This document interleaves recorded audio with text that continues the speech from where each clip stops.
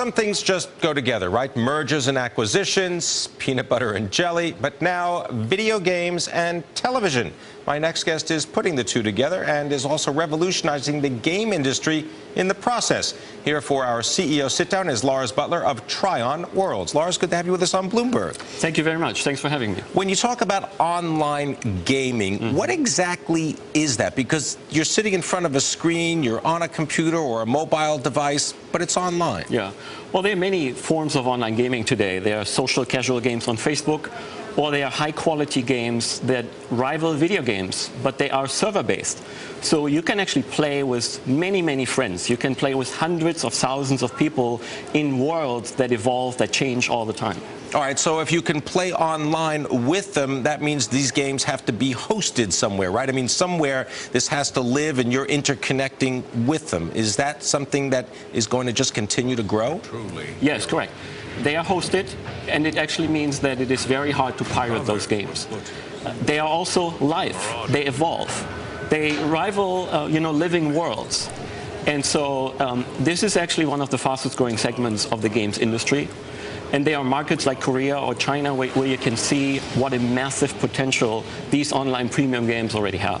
Now, what kind of price points do these games have? Because it seems as though if you're doing something online, there might be a meter running somewhere. Well, they are very different models. There are games that are advertising supported, just like television. There are games that are so-called microtransaction supported. It means you play for free, but you buy certain things in the game. Virtual things. Virtual things. You buy a sword, you buy a car, you buy anything that makes you feel better or stronger. And then there are also subscription models or pay for playtime. And you've got some big investors backing you right now. Tell us about those and what have they put in? About $100 million so far? Yeah, we have announced about $100 million. We have raised a little more than that. Our investors include 3 of the world's top 5 media companies, Time Warner, NBC Universal, and Bertelsmann, Europe's biggest media company. So it's not a game, really. This is serious business. Well, it's fun, and it is serious business. Now, what is the next step for a company like Trion? What are your goals?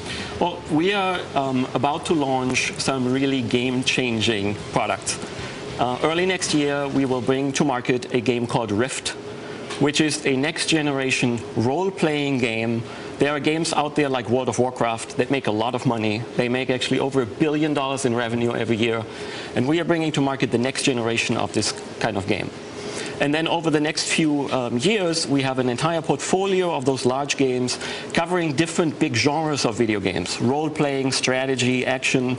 And all of those games have different gamer audiences, but they're all addressing large parts of the gaming segment. They're all server-based, live, dynamic, hard to pirate, and have all these interesting business models like subscriptions, microtransactions, and advertising.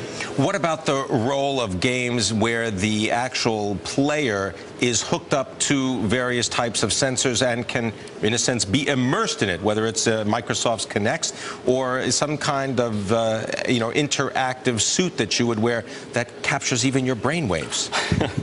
Well, you can have all these things over time. The interesting fact is that as long as your game lives on powerful servers, it can evolve, it can change. And if you're part of the experience and you get more and more immersed, it will feel more and more real and will give you a more and more interesting experience. Are you seeing that these types of online games are being played by all members of the family, not just typically the teenage boys? Well, it's really once a gamer, always a gamer. So as people get older, they stay with their favorite game types and game categories.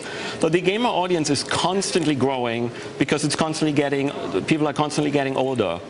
So it's really everybody these days. We have investors that are in their 50s or 60s, and they play more than I do. What's your favorite game? It used to be a game called Civilization. It's a turn-based strategy game. The game I play now, which is my great favorite, is one of our games called Rift, the game we are launching next year. Rift? Rift. And how do you do? It is in alpha right now. The feedback we're getting from the players and the journalists is fantastic. And are you good at the game? I'm pretty good. I'm not one of the best, but we have fantastic gamers in the company, and we have lots of guilds already that play in the alpha, and there are lots of people that beat me, of course. Buttler, appreciate you coming in, Chief Executive of Trion World. Thank you very much. Thank you.